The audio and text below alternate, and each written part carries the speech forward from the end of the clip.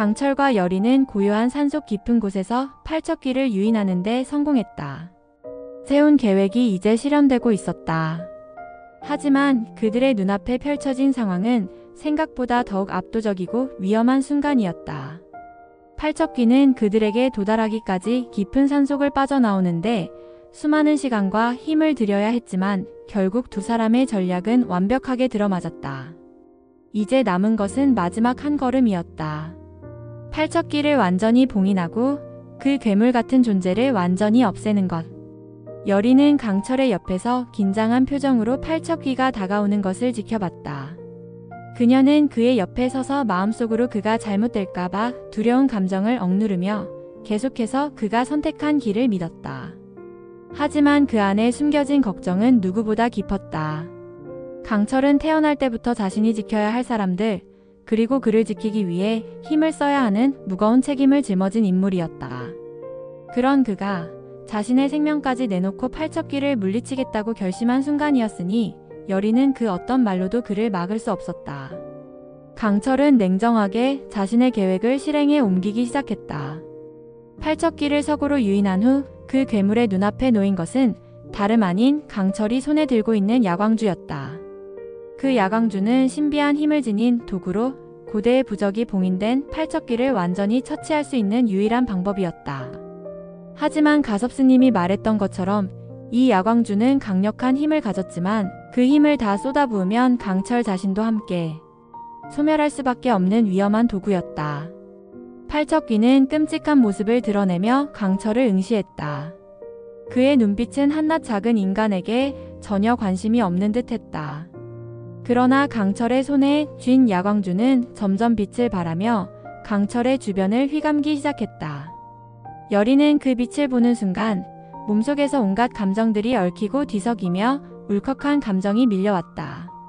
그녀는 강철을 지키기 위해 그 어떤 방법이라도 써야 한다고 생각했다. 강철, 제발 멈춰. 내가 그렇게 하면 내 목숨이 위험해져. 열이가 절박하게 외쳤다.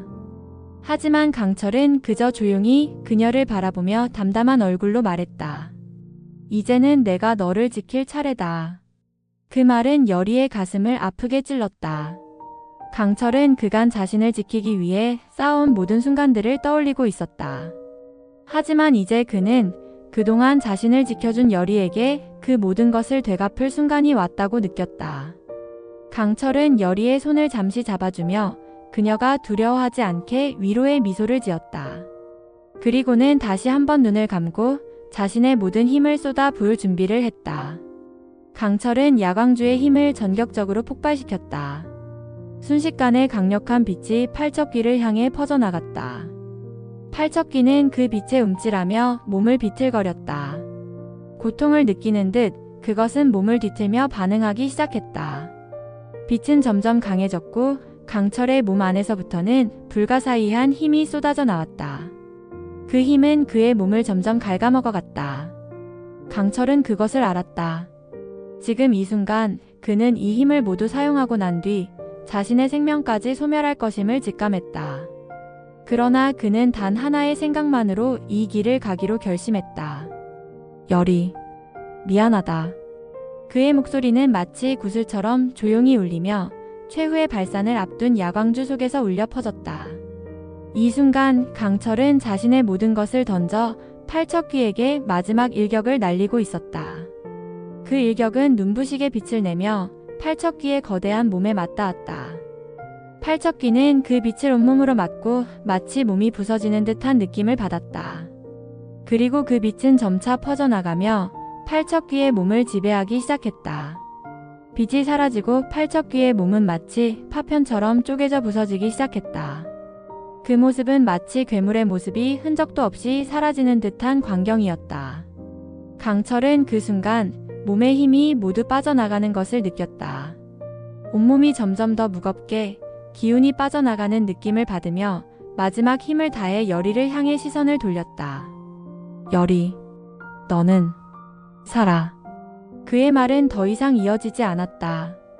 강철의 눈은 서서히 흐려져 갔고 그가 세운 계획이 결실을 맺은 순간 그의 몸은 바닥에 쓰러졌다. 그가 들고 있던 야광주도 빛을 잃고 완전히 힘을 다해버렸다. 강철은 그렇게 세운 계획을 끝내며 팔척귀의 괴물을 완전히 처치했다. 그러나 그 대가로 자신의 생명까지 희생한 것이다. 여리는 강철이 쓰러지자 그의 몸에 달려가 그의 얼굴을 붙잡으며 눈물을 흘렸다. 강철 제발, 제발 살려줘. 하지만 강철은 그녀의 손을 붙잡을 힘도 없이 단지 미소를 지으며 눈을 감았다. 그의 마지막 미소는 여리에게 많은 말을 남기듯 그들에게 남겨진 상처와 그리움만을 남기고 사라졌다. 강철의 희생으로 팔척귀는 완전히 사라졌고 한동안 산속 깊은 곳에 퍼졌던 어두운 기운은 걷히고 잠시 평화가 찾아온 듯 보였다. 하지만 여리는 그 평화를 느낄 수 없었다. 강철이 마지막 순간에 내뱉은 말을 떠올리며 그녀의 가슴은 공허함과 슬픔으로 가득 찼다. 그의 미소와 강철의 마지막 눈빛이 그녀의 머릿속에 맴돌았다. 그가 보여준 묵묵한 사랑, 언제나 그녀를 지키려 했던 마음, 그 모든 기억들이 한순간에 파도처럼 몰려와 여리의 마음을 짓누르기 시작했다. 여리는 강철이 없다는 사실을 믿을 수가 없었다. 그가 떠나간 이 빈자리가 그토록 크게 느껴질 줄은 몰랐다. 그와 함께 나누었던 작은 대화들, 함께 웃었던 순간들, 그리고 그가 그녀를 지키기 위해 싸웠던 수많은 밤들이 하나하나 떠오르며 여리는 눈물을 삼켰다. 이제는 그가 그녀 곁에 없다는 현실이 너무나도 아프고 그 아픔은 시간이 갈수록 더욱 깊어졌다. 그의 빈자리를 느끼며 여리는 자신의 존재가 더 이상 의미가 없을 것처럼 느껴졌다. 그의 죽음이 남긴 허공 속에서 여리는 홀로 남겨진 듯한 감정을 느꼈다. 강철과 함께한 시간들이 마치 꿈처럼 흐려지고 그와 나누었던 모든 약속도 점점 기억 속으로 사라지는 듯 했다. 그녀는 그저 무력하게 서 있을 뿐 이제 더 이상 아무것도 할 수 없다는 생각에 빠져들었다. 하지만 강철의 희생은 헛되지 않았다. 그의 마지막 힘을 다해 폭발시킨 야광주의 불꽃이 여리의 눈앞에 불현듯 떠오른다. 그 불꽃은 강철의 모든 힘을 모은 마지막 순간의 기운이었고 그 힘은 여리에게 중요한 변화를 가져왔다. 야광주의 불꽃 속에서 서서히 떠오른 것은 바로 윤갑의 혼이었다. 오랫동안 고요히 잠들어 있던 그의 영혼이 강철의 희생을 통해 다시 현실로 이끌어져 온 것이다. 윤갑은 눈을 떴다. 그의 눈에 비친 세상은 변화가 없지만 그의 마음은 강철의 마지막 희생에 깊이 얽혀 있었다. 깨어난 윤갑은 여리를 바라보며 천천히 입을 열었다. 강철이는 너를 위해 죽었다. 그게 용의 사랑이었다. 그 말은 여리에게 충격적인 순간이었다. 윤갑이 깨달은 바로 그 순간 여리는 자신의 마음속에서 강철의 사랑을 제대로 이해하게 되었다. 강철이 그녀에게 얼마나 깊은 감정을 품고 있었는지 그리고 그의 모든 행동이 그녀를 위해 이루어진 것임을 이제서야 깨닫게 되었다. 그가 강철이었던 만큼 그의 사랑은 깊고도 강렬했으며 그의 희생은 그 사랑의 절정이었다. 하지만 여리는 그 사실을 알고도 이미 늦어버린 것을 깨닫고 있었다. 강철은 이제 그녀 곁에 없었다. 그가 살아있을 때 그녀는 그에게서 무언가를 제대로 받아들이지 못했다. 그녀는 그가 그녀를 얼마나 사랑했는지, 그가 그녀를 지키기 위해 얼마나 많은 것을 희생했는지 전혀 깨닫지 못했다. 그리고 이제 강철은 돌아올 수 없는 곳에 가버린 것이다. 윤갑의 눈에서 그녀를 바라보며 여리는 점차 그의 말이 무엇을 의미하는지 알게 되었다. 윤갑이 다시 살아난 것도 강철의 희생 덕분이었다는 사실은 그 자체로 큰 의미를 지니고 있었다. 하지만 그가 살아난 것은 또한 한편으로 여리에게 큰 아픔을 주었다. 윤갑의 혼이 깨어나면서 강철의 사랑이 그녀에게 여전히 존재하고 있다는 사실을 느끼면서도 그녀는 그 사랑을 더 이상 누릴 수 없다는 아픔에 고통스러워했다. 여리는 윤갑을 바라보며 그의 말을 받아들였다. 그게 용의 사랑이었다. 그 말 속에는 그 어떤 말로도 설명할 수 없는 깊은 감정이 담겨 있었다. 강철의 사랑은 그녀를 위해서라면 모든 것을 내놓을 수 있는 진정한 사랑이었다. 하지만 이제는 그 사랑이 그녀에게 닿을 수 없다는 사실이 여리를 더욱 아프게 했다. 강철은 자신이 선택한 길을 걸었고 그 길에서 그녀를 위한 사랑을 모두 불태운 채 사라졌기 때문에 그 사랑이 남긴 흔적은 이제 그녀만의 고통으로 남을 수밖에 없었다. 여리는 윤갑과 함께 있는 이 순간조차 자신이 어떤 감정을 느껴야 할지 모르겠다는 혼란에 빠졌다. 강철의 죽음과 윤갑의 부활이 동시에 일어난 이 순간, 그녀는 두 사람의 사랑을 동시에 품고 있는 것처럼 느껴졌다. 윤갑의 사랑도 강철의 사랑도 모두 그녀에게 중요한 존재였지만, 이제 그녀는 그 사랑들을 하나하나 되돌릴 수 없다는 현실을 마주하게 되었다. 윤갑은 여리에게 다가가며 부드러운 목소리로 말했다. 강철의 사랑은 비록 내게는 아픔이었을지 모르지만 그는 내게 진정한 사랑을 주었다. 그의 사랑은 결코 헛되지 않았다. 너는 그 사랑을 마음속에 간직하고 살아가야 한다. 여리는 윤갑의 말을 들으며 마음속 깊은 곳에서 그가 말한 사랑의 진실을 조금씩 이해해가고 있었다. 강철이 그녀에게 남긴 사랑은 단지 그녀를 지키기 위한 희생에만 그치는 것이 아니었다. 그것은 그의 모든 삶을 통해 보여준 깊은 애정과 충정이었다. 강철이 떠나면서 그녀에게 남긴 사랑을 어떻게 살아가야 할지 여리는 그 길을 찾기 위해 노력해야 했다. 그러나 그 길은 쉽지 않았고 강철이 남긴 빈자리는 여전히 그녀에게 무겁게 다가왔다. 이들의 애틋한 삼각관계는 결국 비극적인 마침표를 찍은 셈이었다. 강철이 사라지고 윤갑이 되살아났지만 여리는 그 사이에서 고통과 혼란을 느끼며 살아가야 했다. 그녀는 이제 두 사람의 사랑을 잃지 않으려고 애쓰면서도 그 사랑을 모두 간직한 채 앞으로 나아가야 했다. 팔척귀가 강철의 희생으로 소멸한 이후 백성들 사이에는 짧은 평온이 감돌았다. 마을 사람들은 기괴한 그림자에서 해방되었다는 안도감에 휩싸였고 산사에 모인 스님들과 무당들도 저마다의 방식으로 강철의 넛을 기리며 명복을 빌었다.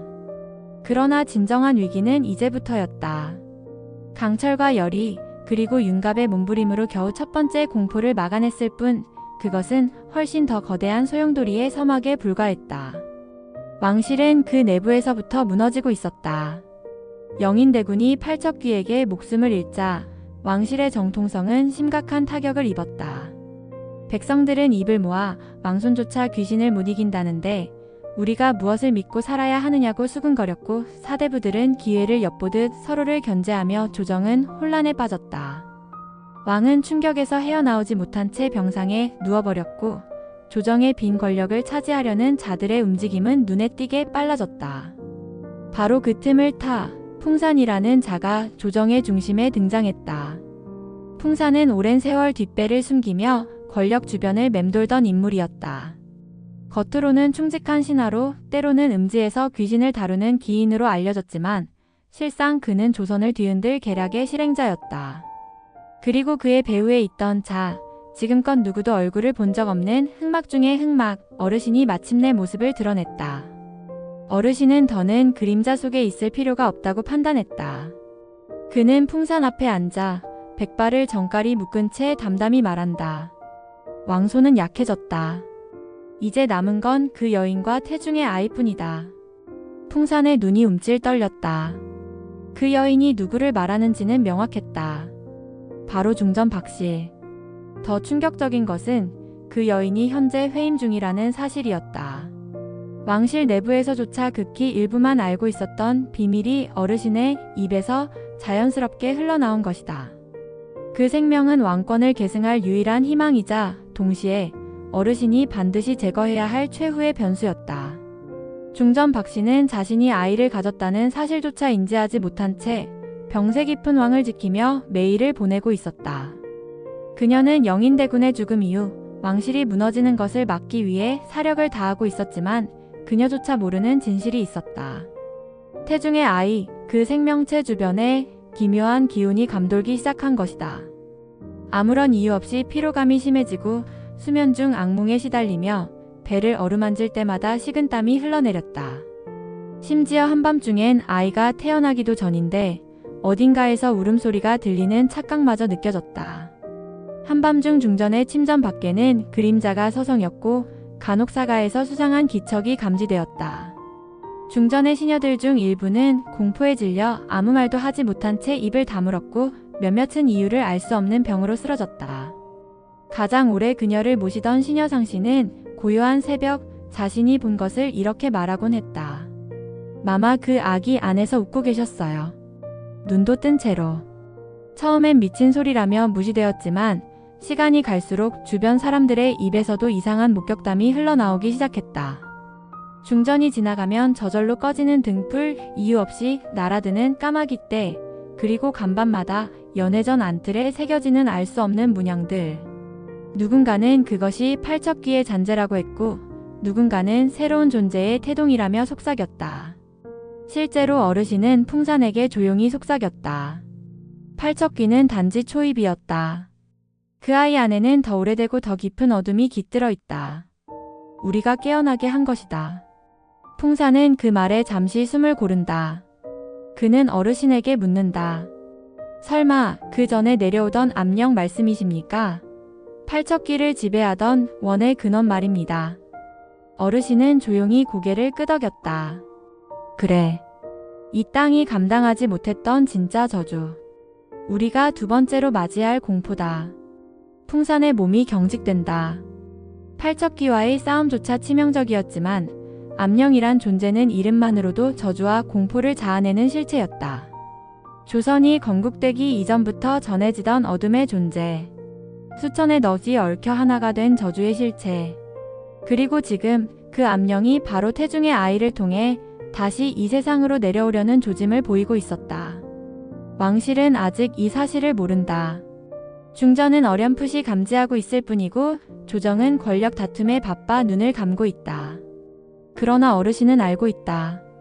한 아이의 태동이 곧 나라 전체를 삼킬 운명의 시작이 될 것이라는 것을.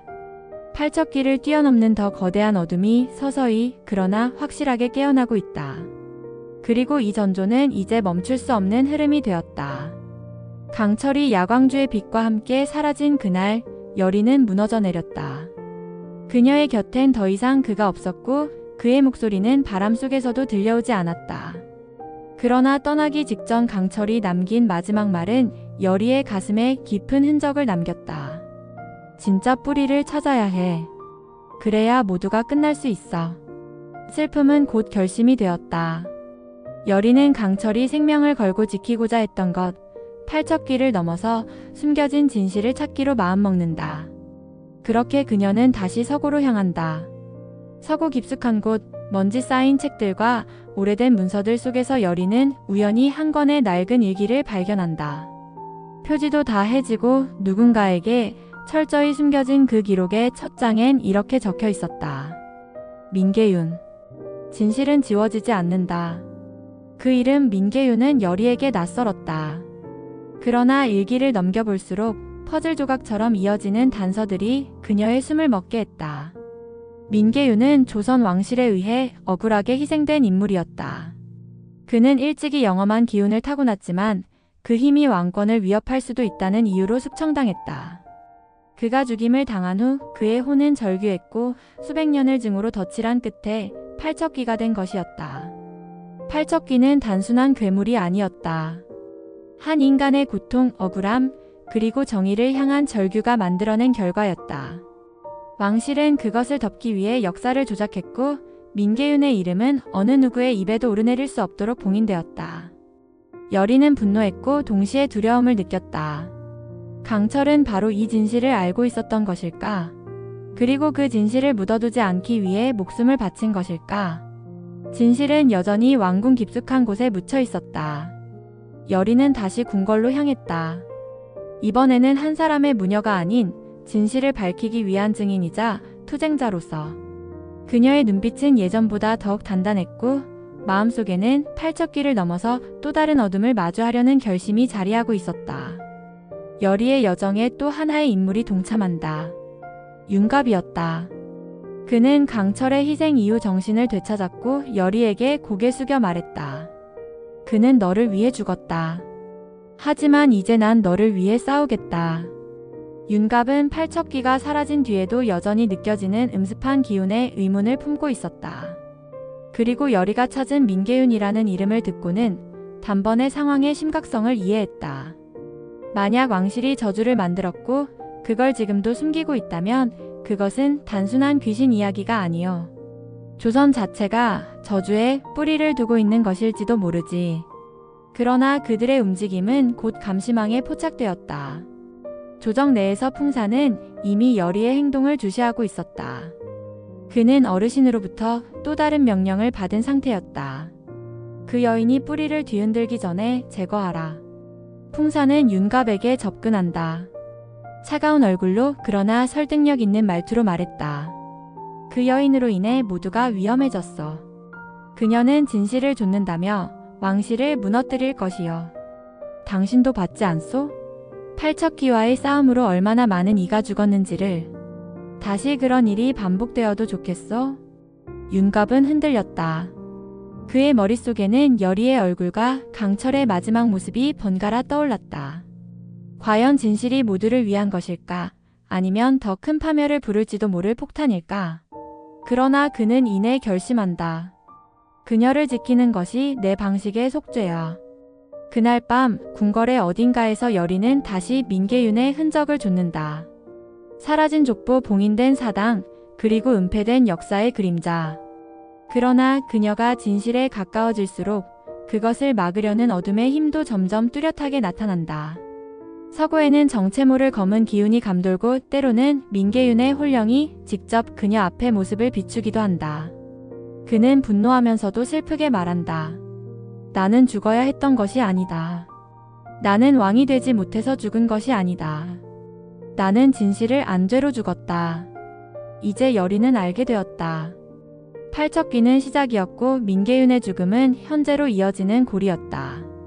또 다른 괴물, 더 깊은 복수, 그리고 끝없이 조작된 왕실의 죄악. 여리는 강철 없이 홀로 서 있어야 했다. 그러나 그녀는 쓰러지지 않는다. 아니, 쓰러질 수 없다. 그녀의 등 뒤로 불길한 기운이 몰려오고 하늘은 다시 붉게 물들기 시작한다. 과연 여리는 이 거대한 진실을 끝까지 마주할 수 있을까? 아니면 그녀도 또 다른 희생이 되어버릴까? 여정은 이제 시작이다. 진실은 아직 완전히 드러나지 않았고 더 무서운 무언가가 어둠 속에서 그녀를 기다리고 있다. 이상 6화 내용이었고 7화가 궁금하신 분은 구독, 알림 신청하시면 다음 화를 빠르게 시청하실 수 있습니다.